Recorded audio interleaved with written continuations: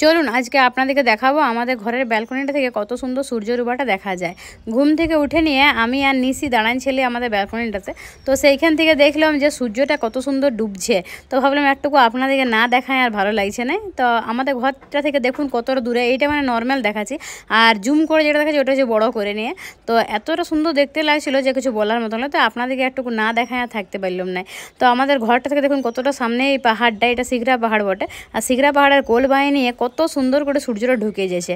তো সূর্য ডুবা সূর্য উঠা এগুলো দেখার জন্য মানুষ সমুদ্রে যায়, পাহাড়ে যায়, আর আমরা তো আমাদের ঘরটা থেকে দেখতে পাই। এটা আমাদের বিরাট বড় সৌভাগ্যের ব্যাপার যে এত সুন্দর লাগছে দেখতে দৃশ্যটা। দেখুন সূর্যটা একদম আস্তে আস্তে ছোট হয়ে হয়ে একদম ঢুকে যাচ্ছে। তো আপনাদেরকে ভাবলি যে ব্যালকনিটা দেখালিও আমি, তো ভাবলাম একটু আমার ঘরের জানলাটা থেকেও দেখান দিয়ে আমি কিন্তু আমার বিছনায় শুয়ে শুয়ে সূর্য ডোবাটা দেখতে পাবো। তো যাই হোক এখন আমি দাঁড়াই আছি জানলাটার কাছে, দেখুন দেখুন আমার জানলার গ্রিলগুলা, আর সেইখানটা দিয়ে সূর্যটাকে ডুবাটা দেখাচ্ছে। এতটুকু সূর্যটা দেখা যাচ্ছে, এতটুকু একদম গোল হয়ে এত বড় ছিল, সেটা কি সুন্দর আস্তে আস্তে অল্প অল্প করে করে নামে নামে গেল। হ্যাঁ দেখুন আমার নিশি টাটা করছে সূর্য মামাকে, সূর্য মামা টাটা, কালকে আবার দেখা হবে।